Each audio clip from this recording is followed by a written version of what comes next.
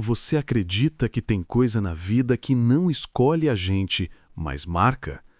Já ouviu falar de gente que vira presa de algo que não é deste mundo? Pois eu garanto, tem noite em que o demônio não aparece para assustar ninguém. Ele aparece para buscar o que é dele. E quando a marca pega, não tem como fugir. Meu nome é Venâncio Pereira. Sou do interior de São Paulo, daquelas bandas de Monte Azul paulista, cercada por morro, vale e mata fechada. O que vou contar aqui aconteceu em 1993, quando eu tinha acabado de fazer 23 anos e trabalhava como tratorista na fazenda de cana do seu Agenor. Muita gente diz que histórias assim são invenção de gente que bebe no bar, conversa de velho para botar medo em moleque. Mas eu juro pelo que me resta de alma, essa história é real. Real até demais. Era começo de abril, tempo de quaresma. O povo antigo falava que nessa época as almas da mata andavam soltas e que o pior tipo de assombração caminhava pela terra. Eu nunca dei muita atenção. Naquele tempo, minha maior preocupação era juntar dinheiro para terminar o cômodo nos fundos da casa da minha mãe, onde eu e Eulália íamos morar depois do casamento marcado para o mês de julho. Eu trabalhava pesado, às vezes virava a noite inteira no trator, cortando e nivelando terra, tentando adiantar serviço. Foi numa dessas noites que tudo começou. Saí da fazenda do seu Agenor pouco depois das 10, montado na minha mobilete e pegando a estradinha de terra que cortava o canavial. Aquela estrada era fina como vereda, sem luz nenhuma, só o farol amarelado iluminando o pó no ar. O céu estava tão escuro que parecia que a noite tinha engolido a lua. Eu vinha devagar, cansado, pensando no dia seguinte, até que o motor da mobilete tossiu 2 vezes e apagou, seco, sem aviso. E foi nesse silêncio que algo começou a me observar, e a minha vida, ali naquela estrada estreita, mudou para sempre. O motor morreu como se alguém tivesse apertado minha garganta. Nem adiantou tentar acelerar, a mobilete ficou muda, pesada, como se tivesse sido desligada por outra força. De repente, o barulho dos insetos sumiu. Até o vento parou. Era como se o mundo tivesse prendido a respiração. Foi nesse silêncio que ouvi o primeiro uivo. Não era de cachorro. Aquilo veio das bandas da Mata Baixa, do lado esquerdo da estrada, e tinha um tom esquisito, um lamento fino, humano demais para ser bicho. Meu sangue gelou. Senti um arrepio subir pelas costas daqueles que fazem a gente sentir que não devia estar ali. Tentei ligar a mobilete de novo. Nada. Nem o estalo. Só o silêncio esmagando meu peito. O uivo veio outra vez, mais perto. O canavial, alto e seco, se mexeu como se algo grande estivesse andando lá dentro. Foi aí que percebi a sensação estranha. Um peso na nuca, como se 2 olhos grudados em mim acompanhassem cada suspiro. Aquele tipo de presença que a gente não vê, mas sente puxar o ar ao redor. Comecei a empurrar a mobilete estrada abaixo, tentando alcançar o rancho do Zé da Roça, que ficava uns bons 2 quilômetros adiante. Cada passo era uma eternidade. Foi então que eu escutei passos, pesados. Não era trote de cavalo, nem corrida de animal de 4 patas. Era passo de 2 pernas, firme, ritmado, esmagando o mato bem rente à estrada, como se algo gigantesco caminhasse ao meu lado, mas escondido. Parecia que a coisa esperava eu olhar para trás.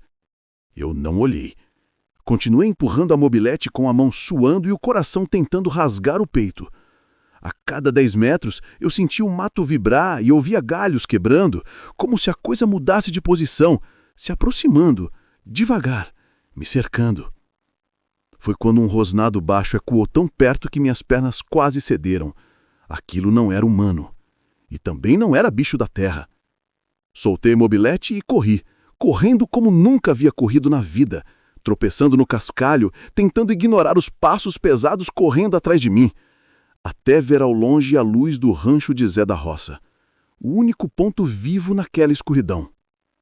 Quando eu gritei para o Zé, a porta do rancho abriu num estalo, e Zé da Roça apareceu com o rifle apontado para a escuridão, o rosto duro como pedra. "Corre, Venâncio, entra logo!" ele berrou. Eu pulei a cerca quase caindo de joelhos na varanda. Zé bateu a porta com força e travou com uma trava de madeira tão grossa quanto o meu braço. Depois, apagou o lampião de uma vez, jogando a casa inteira na penumbra de uma vela fraca. O silêncio que veio depois parecia vivo. Eu ainda tentava recuperar o fôlego quando ouvi o primeiro som. Um arrastar lento, como unha comprida riscando madeira. Veio do alpendre bem acima das nossas cabeças. Zé colocou o dedo na boca, mandando eu calar. A vela balançou como se uma respiração pesada tivesse passado por ela. Não era vento, era presença. A madeira do alpendre gemeu, afundou, como se algo imenso tivesse pisando ali. Veio então um resfolegar profundo, grosso, como se a coisa cheirasse o ar, procurando onde estávamos. O cheiro invadiu a sala. Carne podre com enxofre. Ardeu na garganta. A vela apagou sozinha, como se a escuridão tivesse engolido a chama. O arrastar de unhas ficou mais rápido. Depois vieram as pancadas na porta. A primeira fez a trava vibrar. A segunda quase quebrou a dobradiça. A terceira, meu corpo tremeu inteiro. Era força demais para ser de bicho comum. Zé engatilhou o rifle com a mão firme, mas o olhar dele denunciava medo. Um medo velho, conhecido. Aproximou-se da fresta da janela e espiou. E eu vi o rosto dele empalidecer. Ele voltou, murmurou. Antes que eu perguntasse quem, uma sombra enorme passou na frente da janela. Depois, um olho se encostou na fresta. Vermelho, brilhando como brasa acesa. Um olho que me reconheceu. Zé atirou. O estouro encheu a casa, mas lá fora não teve grito, nem queda, nem fuga, nada. Som nenhum. Zé respirou fundo e disse com uma voz rouca: "Bala comum não faz nada nele, só prata. E você, Venâncio, você foi marcado." E eu voltei para casa naquela madrugada como quem carregava um peso nas costas que não sabia nomear. Não falei nada para minha mãe, nem para Eulália. Só disse que tinha dormido no rancho por causa de um problema na mobilete. Mas por dentro eu tremia igual folha. E o pior é que a coisa não ficou no rancho. Parece que ela veio comigo. Na primeira noite depois do ataque, acordei com um cheiro horrível dentro do quarto. Carne podre, misturada com urina de bicho bravo. Abri a janela achando que algum animal tinha morrido no quintal, mas do lado de fora estava tudo parado, silencioso.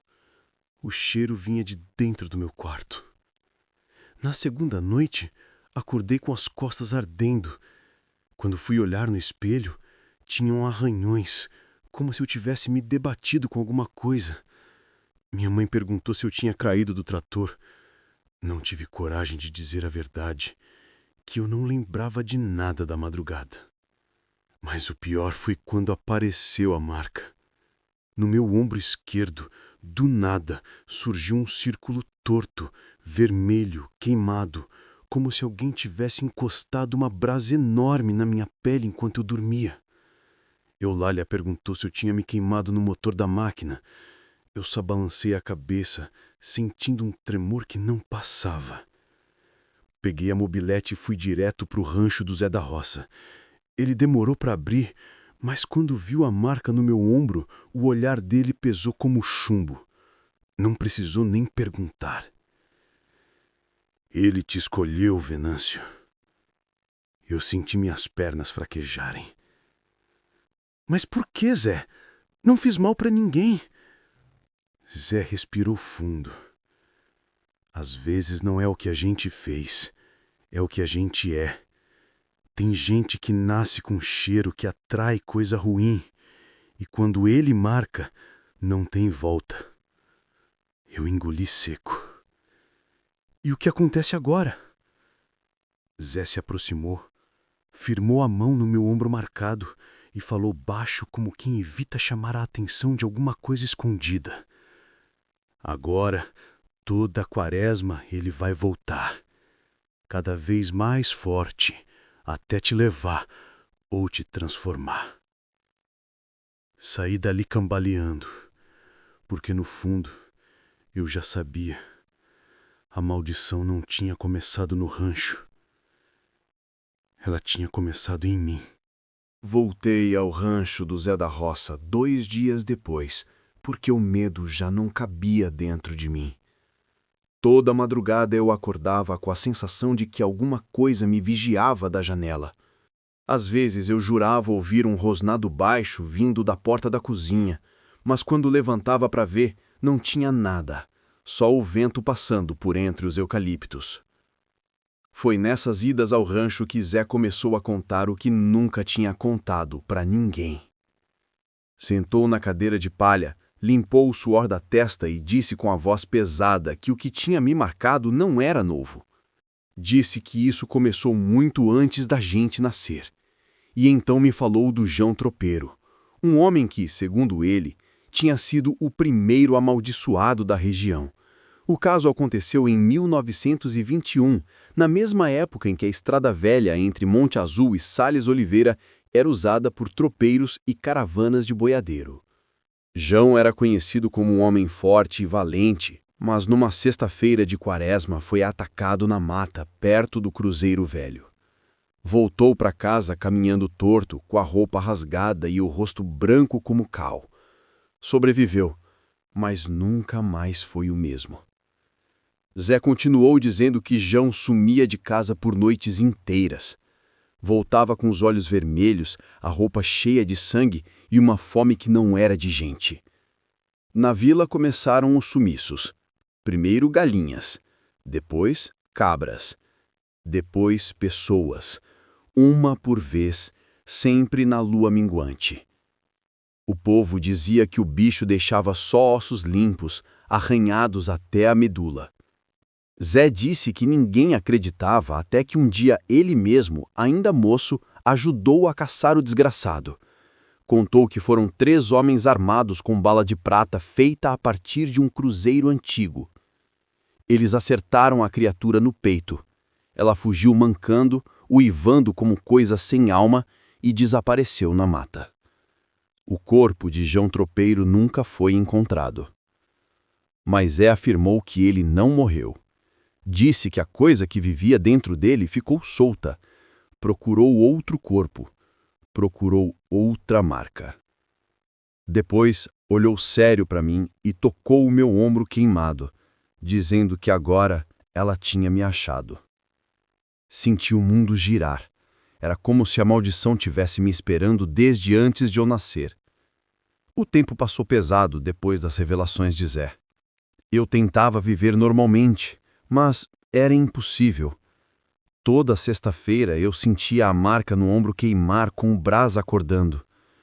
E nas últimas semanas da quaresma, o cheiro de podre aparecia dentro do meu quarto sem explicação. Foi numa dessas noites que Jair, meu irmão mais novo, sumiu. Ele tinha só 16 anos. Trabalhava meio período no açougue da vila e vivia rindo, fazendo graça com tudo. Naquela sexta-feira, disse que ia jogar bola no campo do bairro do Jacaré e depois ia passar na casa da Alzira, a namoradinha dele. Mas deu 11 horas. Depois, meia-noite, 1 da manhã, e Jair não voltou. O coração da minha mãe já estava em frangalhos, e eu sentia no estômago que não era atraso nem brincadeira, era ele. Peguei a lanterna, o facão, e saí sozinho pela estrada de terra. O campo do Jacaré ficava perto do córrego Fio de Cobra, uma área de mata rala e trilha estreita. Quanto mais eu me aproximava, mais o ar parecia pesado, parado, como se o mundo tivesse medo de respirar. A primeira coisa que vi foi a bola de futebol abandonada na cerca. A segunda foi o rastro. Marcas enormes, meio de cachorro e meio de homem, afundadas na terra seca. As unhas eram tão profundas que pareciam ter rasgado o chão. E então ouvi o grito. O grito de Jair pedindo socorro. Corri como louco, rasgando o rosto dos galhos, a lanterna batendo de um lado para o outro. Cheguei na beira do córrego e ali estava a criatura. Era alta e larga, com músculos esticados sobre a pele coberta de pelos grossos. O rosto era de um cão enfurecido, com focinho comprido e dentes longos e afiados, pingando saliva quente. Os olhos brilhavam como duas brasas no escuro. Ele segurava Jair pelo pescoço com uma mão só, como se fosse um brinquedo. Eu gritei para soltar meu irmão. A criatura virou devagar e, quando me encarou, eu senti. Ela me conhecia. Ela estava esperando por mim. Soltou Jair no chão e o menino caiu desmaiado. O monstro deu um passo na minha direção. E então eu ouvi, dentro da minha cabeça, como se a voz viesse do dentro do meu sangue, dizendo que eu já era um deles. Minhas pernas travaram, a lanterna caiu, o mundo sumiu. Foi quando o disparo ecoou.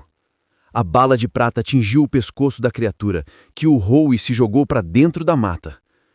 Quando eu olhei para o lado, lá estava Zé da Roça com o rifle fumegando, o rosto suado e os olhos arregalados. Ele me mandou correr, dizendo que o bicho ia voltar. Mas o pior já tinha acontecido. O contato tinha sido feito.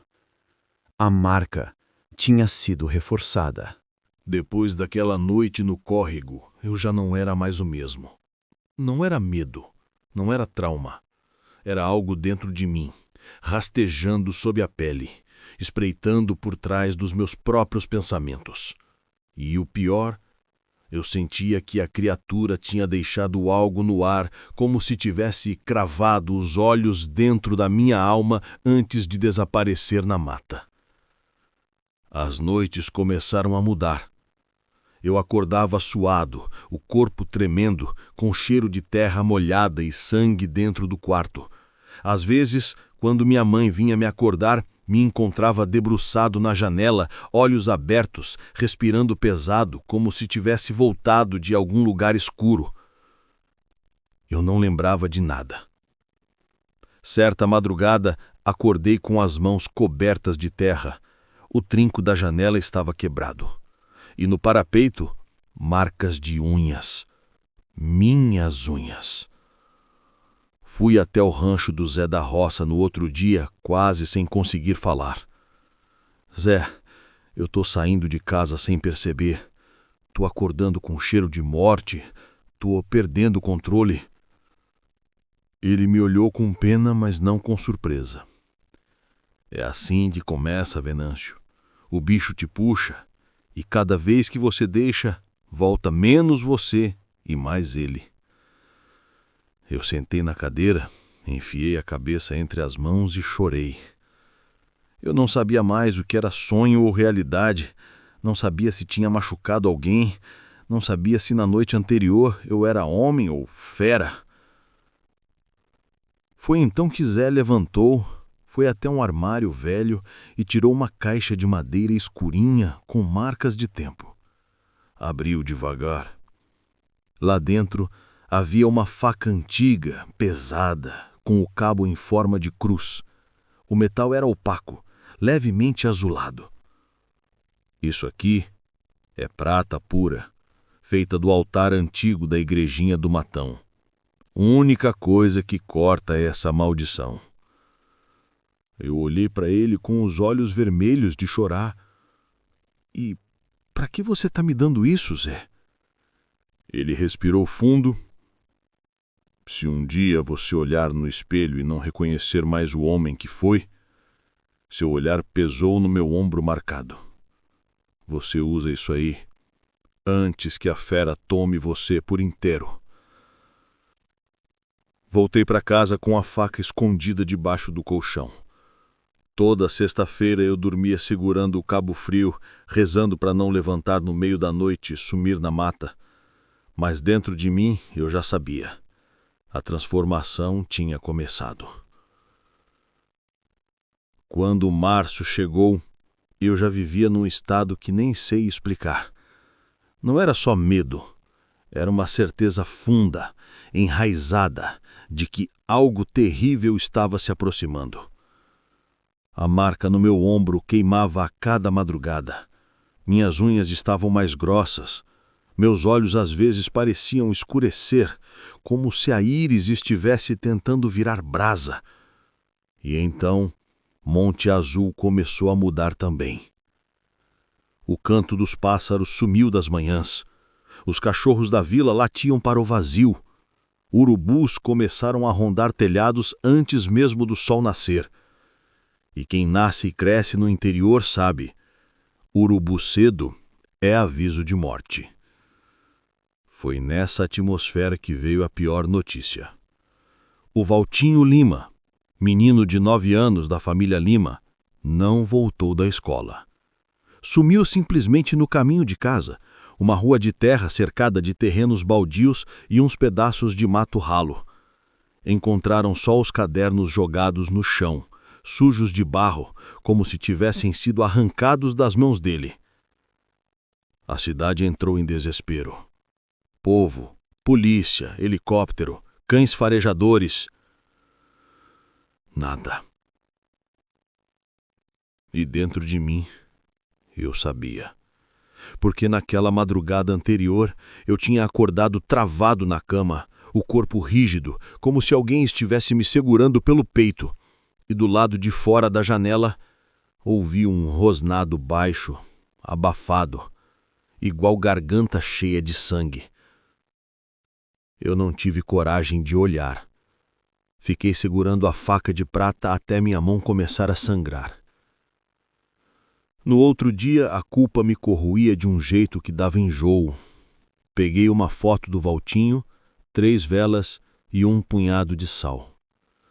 Subi até o Cruzeiro Velho no alto da serra, aquele lugar abandonado entre eucaliptos e ruínas, onde dizem que o tempo para ouvir a dor dos vivos. Enterrei as velas e a foto no pé da cruz. Ajoelhei no chão duro, respirei o ar frio e pedi por qualquer coisa, santo, alma, sombra, que pudesse tirar aquela praga da cidade. Foi ali, naquele silêncio pesado, que ouvi a voz. Não veio do mato, não veio do vento.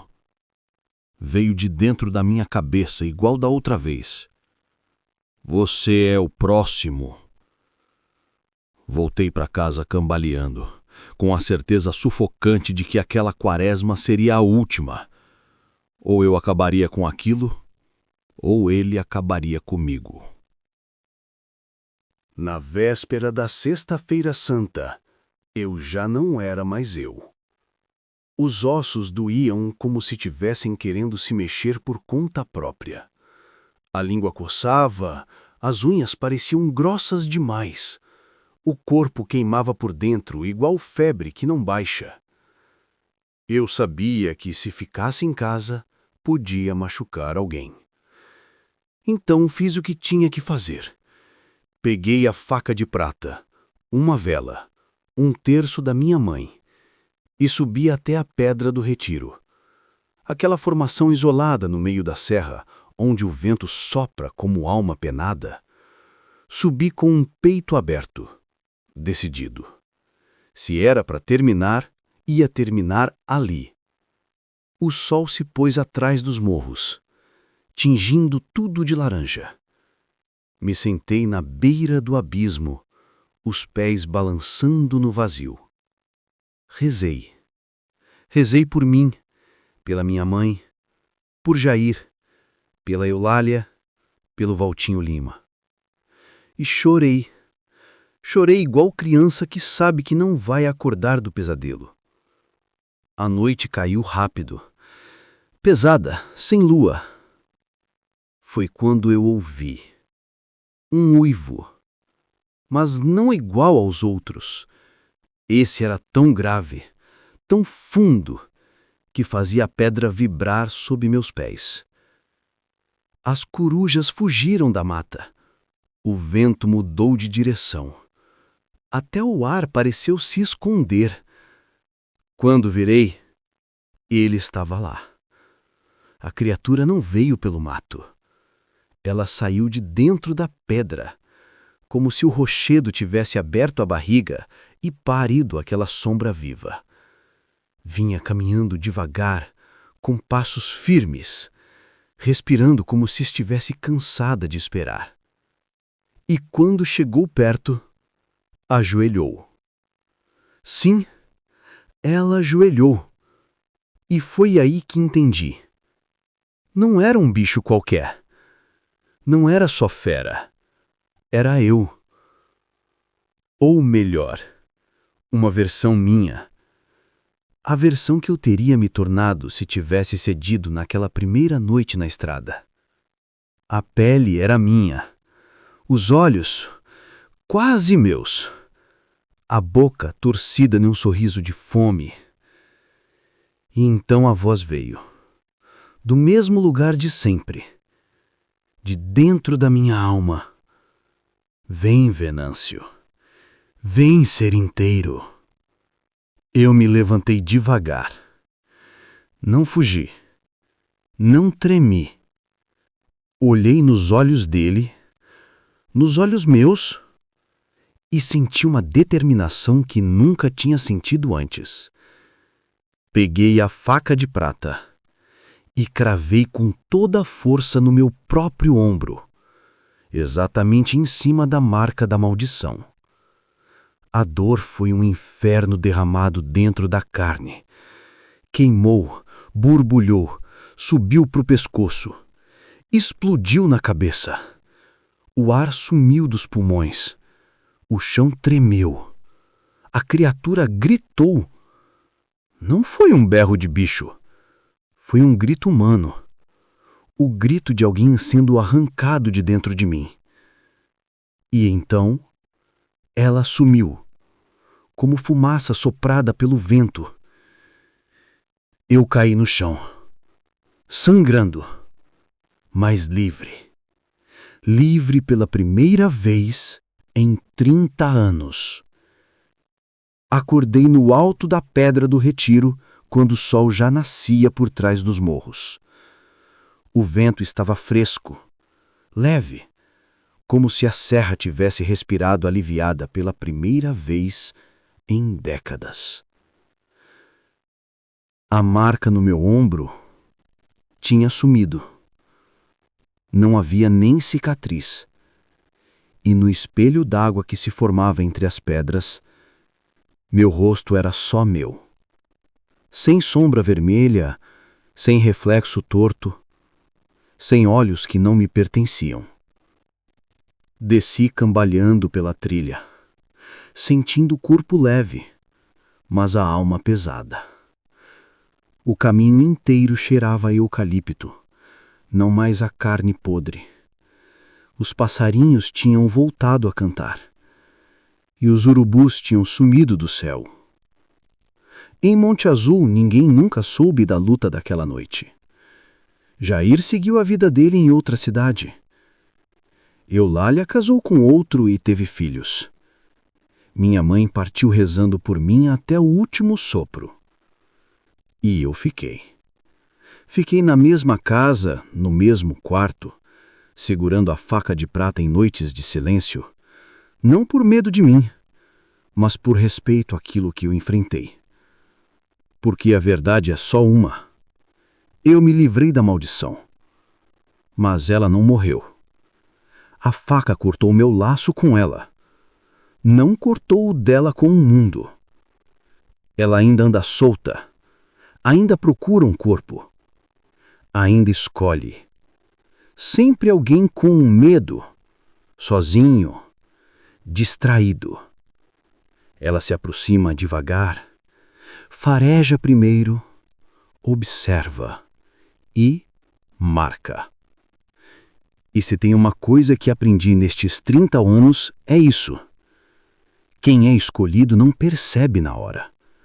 Percebe no silêncio, na estrada vazia, no uivo que aparece do nada, no cheiro de enxofre entrando pela janela, ou na sensação de que alguém, ou alguma coisa, está te olhando do escuro. E se você chegou até aqui, é porque alguma parte dessa história cutucou o seu peito. Então escuta o que eu vou dizer agora. Se você estiver sozinho, numa estrada de terra, numa noite sem lua, e ouvir um uivo vindo da mata, não olha para trás. Corre, ou ajoelha e reza, porque se ele te escolher, ninguém pode te salvar. E se essa história te gelou a espinha, curte o vídeo, se inscreve no canal e manda para alguém que teria coragem de subir aquela serra sozinho. Porque certas histórias, certas maldições, nunca terminam de verdade.